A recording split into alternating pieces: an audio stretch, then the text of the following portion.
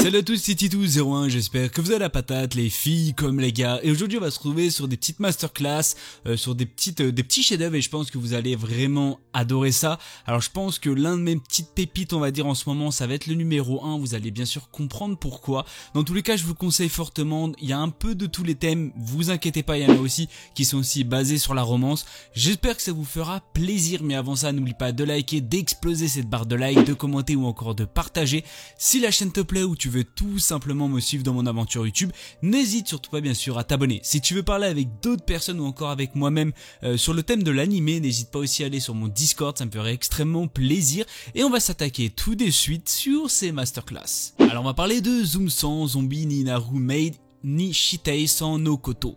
On va être basé sur 12 épisodes à peu près 24 minutes, il est sorti cette année en 2023. On est plus sur bien sûr de l'action, de la comédie, du zombie, du what the fuck et bien sûr du voyage.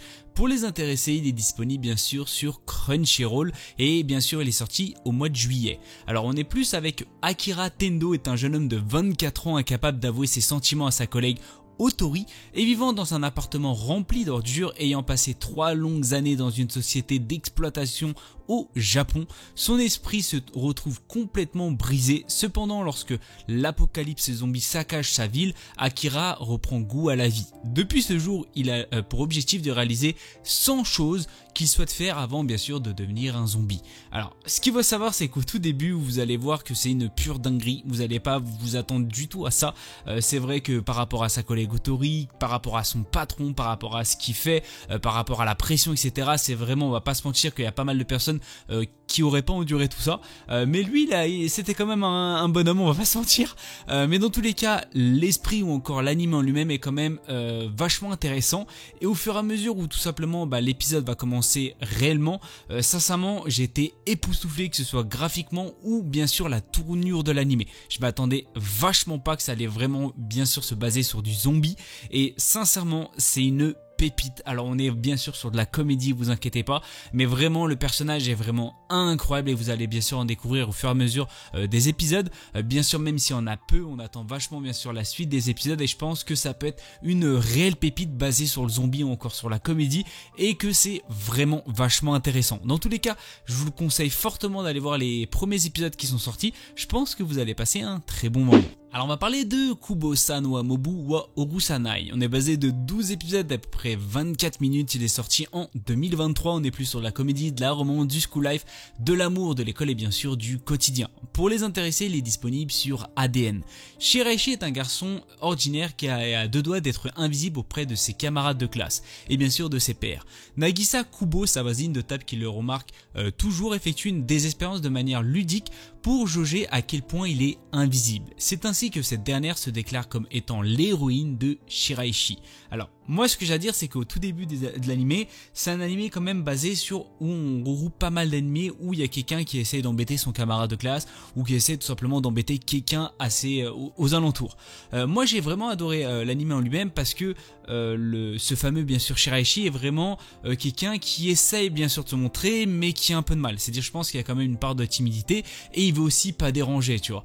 Dans tous les cas, je trouve que l'anime en lui-même est vachement intéressant, parce qu'on va pas se mentir que Nagisa est une pure pépite et vraiment a fait des choses que au premier épisode je pense que vous allez littéralement taper un fou rire. Moi je m'y attendais vachement pas qu'il le fasse, mais il l'a quand même fait, tu vois, et je pense que vous allez passer un très bon moment.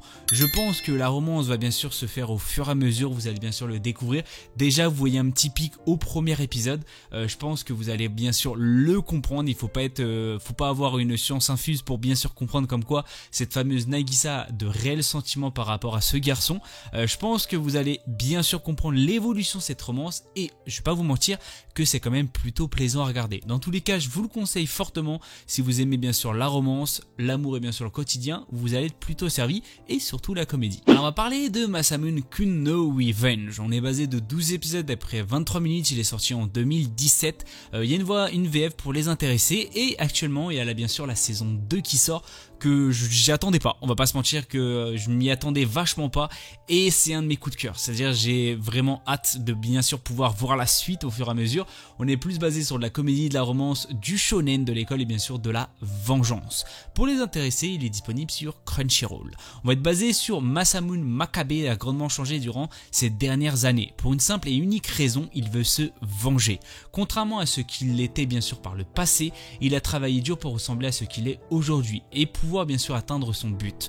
À son grand étonnement, il rencontre la cible de sa vengeance le premier jour après son transfert, Adagaki Aki. Il ne perd donc pas de temps à élaborer ses plans, mais la vengeance n'est pas toujours aussi rapide qu'on ne le pense. Alors, ce que j'ai à dire, c'est que les deux personnages, que ce soit bien sûr Masamune ou encore Aki, ces deux personnages vachement intéressants, mais vachement différents. C'est-à-dire, vous allez bien sûr les découvrir au fur et à mesure, et il y a une autre personne que vous allez aussi découvrir, qui est aussi vachement intéressante et complètement à l'ouest. Et ça, c'est ce qui rend un peu l'animé, on va dire un peu sur la comédie, même s'il y a pas mal de comédie, vous allez bien sûr le voir au fur et à mesure des épisodes.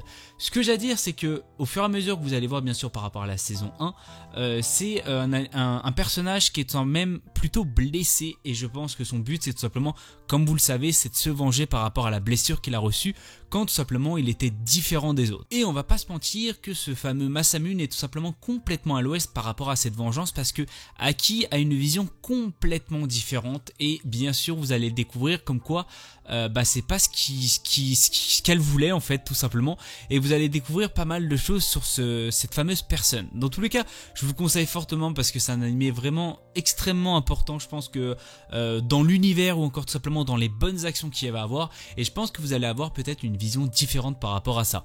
Dans tous les cas, malheureusement c'est la fin de cette vidéo, j'espère qu'elle vous aura fait plaisir. Je vous conseille fortement ces trois animés qui sont quand même des pures masterclass, des petits chefs-d'œuvre, et je pense que certains ne sont pas trop connus. Dans tous les cas, je vous conseille fortement, vous allez passer un très bon moment.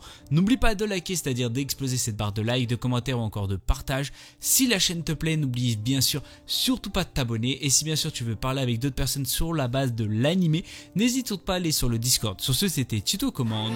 Peace.